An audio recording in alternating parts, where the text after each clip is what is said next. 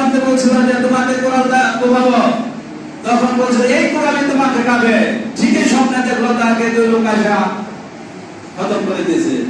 তখন এই আমির সহজের কাছে গিয়ে কান্নাকাটি করছে যে তার জানাজাটা দিতে হবে।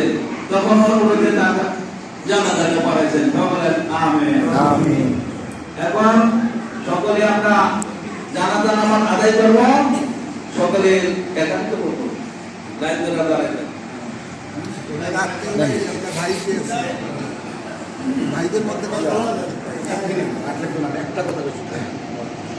আসসালামু আলাইকুম রহমতুল্লাহ।